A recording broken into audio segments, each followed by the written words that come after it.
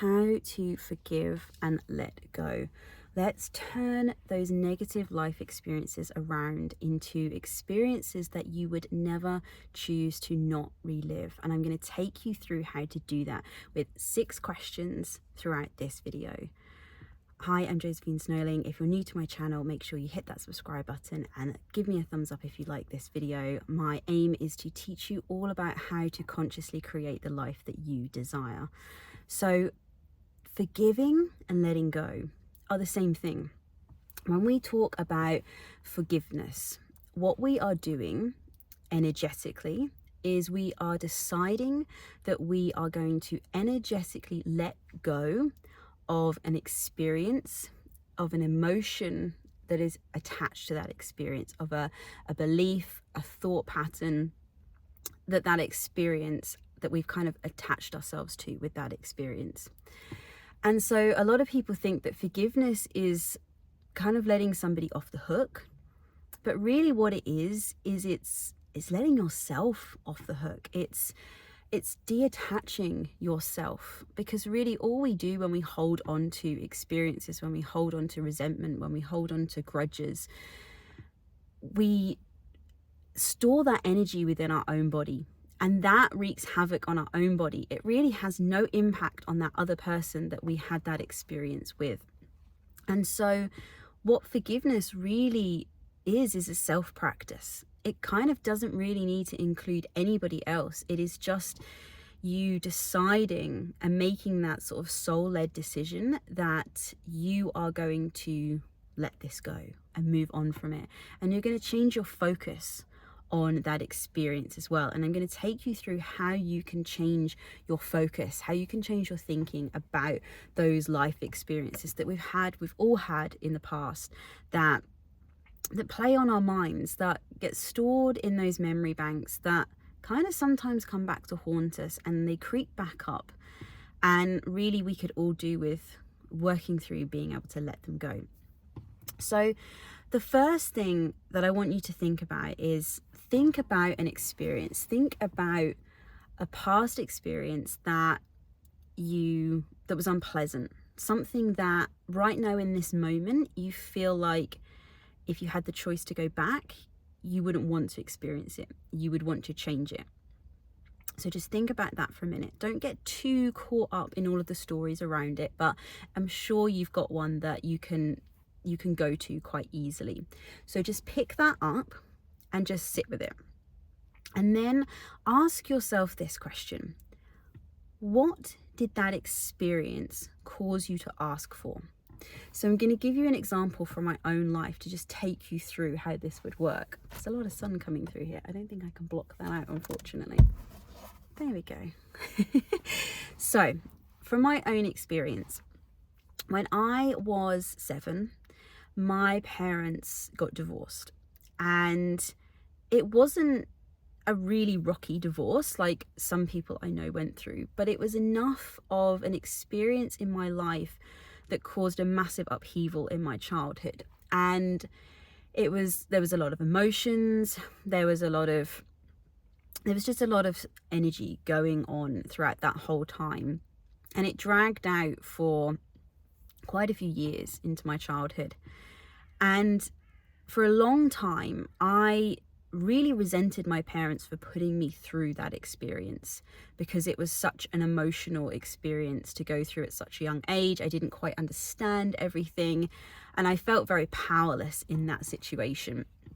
And so for a long time I never resented the fact of their decision to separate, but I resented the way in which they went about that. And for a long time that stayed with me, and it became my victim story. It became that story that I went to that was the reason why I couldn't, function so well in relationships. And, it became the thing that I blamed, basically. But I decided that I needed to let this go, that this was no longer serving me. It was an experience that I had. And I started to look at it differently. I started to ask myself this question: what did that experience cause me to ask for? So whenever we are in a negative experience and an experience that's something we don't want, that we don't like, what happens in that moment, whether we consciously do this or not, is we instantly get clarity on what it is that we do want. Now, sometimes we don't recognize that in the moment and it takes time, but every single contrasting experience, every experience that brings up negative emotion, it gives us that clarity, because when you know what it is that you don't want, it moves you more in the direction, in the thought direction of what it is that you do want. It's like it gives you that opposite kind of effect. And so what my parents' divorce actually gave me was clarity. It gave me evidence in my own life that I didn't want to be in a relationship that I was uncertain in. That I wanted to, the person that I married, when I walked down that aisle, I wanted to feel certain that in that moment there, I was making the right decision. And it really did inform how I want my relationships to be in life. And a lot of people think, well, that might have the complete opposite effect, that, I've seen my parents do that, so I think that that's the done thing. And for a while, that was my mindset around it. I thought, okay, well, maybe people just don't stay together. Maybe this is just like how it works. And, there is no such thing as romance and the stuff that you see in the movies and you read in the books. But something deep within me told me that wasn't the case at all. And so actually, what that experience caused me to ask for was a relationship, a marriage, a union that was beyond my wildest dreams, because I saw what happened to my parents and I was like, I don't want that for my life. So now that you've asked yourself, what did that experience cause you to ask for? What was the opposite almost that it caused you to ask for? You might only be realizing right now in this moment what it was that it caused you to ask for. But once you've got that, then ask yourself, now you know what it caused you to ask for, would you have felt that desire so strongly if it wasn't for that experience? So in my case, would I have felt such a deep calling to make sure that the man I marry was somebody who I was aligned with, somebody who I could see myself living out my life with, who I wanted to go through the ups and downs and to work it all out with them? Would I have had such a strong desire for that if I hadn't have experienced the opposite of it? Now, equally, yes, you could say if I'd have had two parents that really loved each other and I saw that romance and I saw that love and that connection between them, yes, I could have desired that as well. But sometimes when we experience something so strongly in the opposite direction, it gives us more of a drive. Like, would I have had such a drive to have that and to seek that out and to make that such a high priority for me that nothing was going to get in the way of it? Like, I was not going to settle for anyone that I did not feel that I wanted to have that kind of connection with. Maybe I wouldn't have felt so strongly about it if I hadn't have gone through that experience.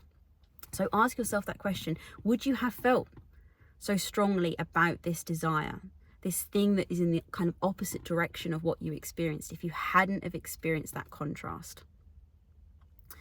Now, this is where we start to focus on the other people that are involved in this situation, in this experience.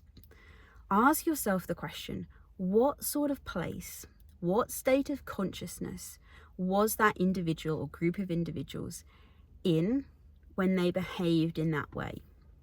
And I guarantee you, your answer is not going to be in a very conscious, aligned, high vibrational state.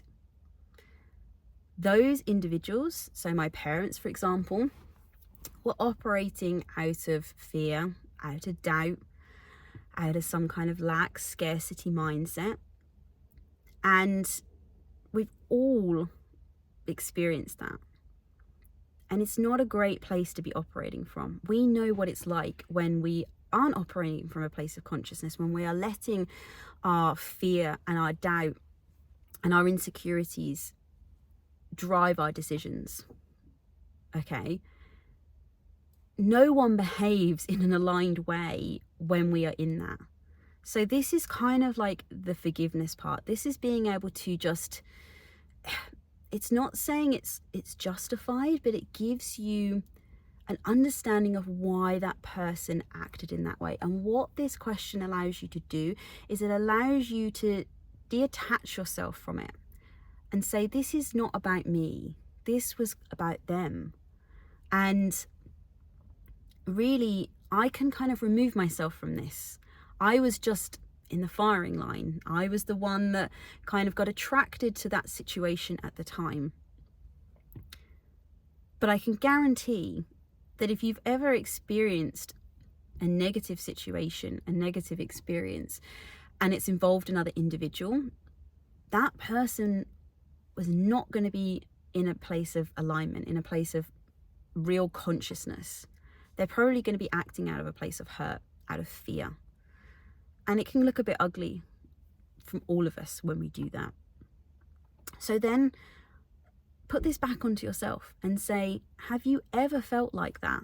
Have you ever felt that feeling of acting from fear, of acting from doubt, lack, scarcity, all of those things? I'm pretty sure every single one of us has. It's not a good feeling. It's not a good feeling when we don't have clarity on what it is that we want, when we don't have that confidence, and we behave in the way that our emotions are allowing us to behave at the time. We behave in a way that our consciousness is allowing us to behave. You know, when we're not in that expansive state, when we have that broader perspective, you know, we narrow in on things. We become attached to things. We become emotionally attached to things. So, can you forgive that person for acting out of a place that wasn't in alignment, that wasn't from a place of consciousness? And then move on to the next question and say, how does holding on to this, what does it really achieve? What does holding on to this feeling, this hate, this distaste, this resentment, what does that really achieve for you? Really, what it comes down to a lot of the time, why we hold on to this kind of, onto this attachment to an experience that's happened in the past, an unpleasant experience, is because really it comes down to this desire to want to be right. I am right to feel angry and to feel hurt.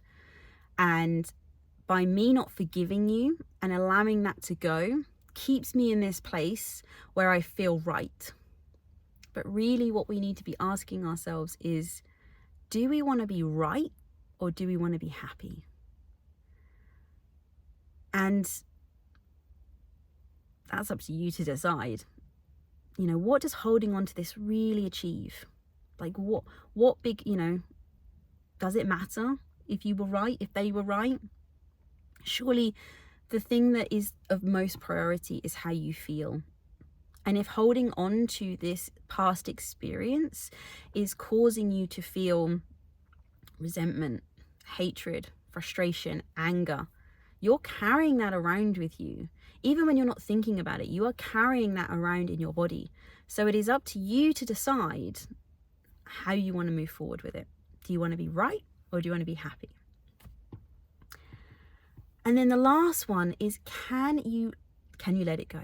Can you let it go, and can you be grateful for the clarity that it gave you? So in my example with my parents, I know that they were both operating out of a place of lesser consciousness. They were operating out of this place of complete uncertainty. Like, their world got turned upside down when they separated. I can't imagine going through that with my partner and having a child and having to navigate that and having to try and sort my own emotions as well as think about my child's and my partner's and everybody else in that situation. And really, when it comes down to it, all anybody is ever trying to do, as hard as it may be to see this sometimes, all people are ever trying to do is to feel better. And sometimes, like we all know from our own experiences, it feels better to stick the knife in a bit. It feels better to be angry. And it doesn't seem like that at the time, but really all we are ever searching for is to feel good, is to feel that connection with that pure love, that pure positivity.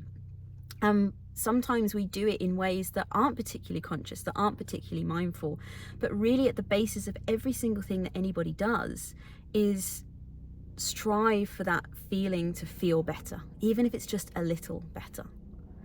And so I know that they weren't operating from that place where they were able to really include my feelings in that.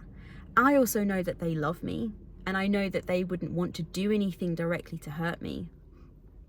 And actually, I can be really grateful for them going through that experience, for them taking me through that experience, because I now have a marriage that I wouldn't want to give up, a marriage that I don't think I would have got to if I hadn't have had such a contrasting experience that caused me to ask for this.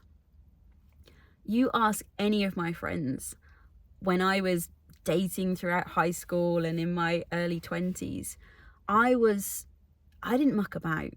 I knew exactly what it was that I wanted in a person, and my standards were high because of this. But I would not have had those if I hadn't have gone through that divorce experience with my parents. So can you let it go, and can you be grateful? Can you be grateful that it was a learning experience? And get to this point where you actually say to yourself, would I go back and change that? Would I go back and not relive that?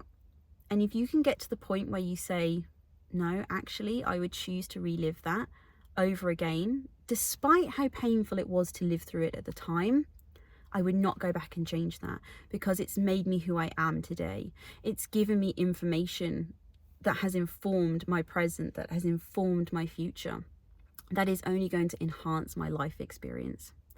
So see if you can work through these 6 questions on any life experience. It doesn't matter what it is. You can even do this with yourself as well. If it's something that you have done that you want to let go and forgive yourself for, just put yourself as the individual.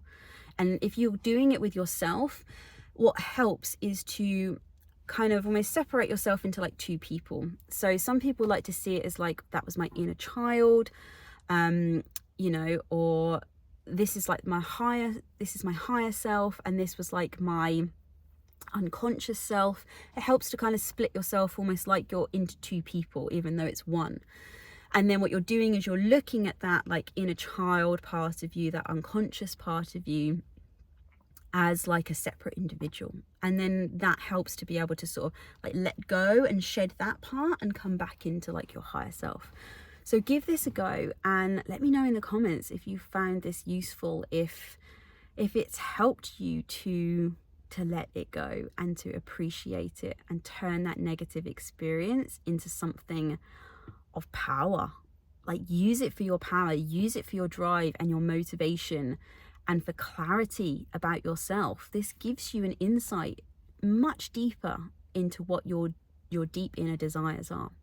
So see how it goes, and I will catch you in the next video.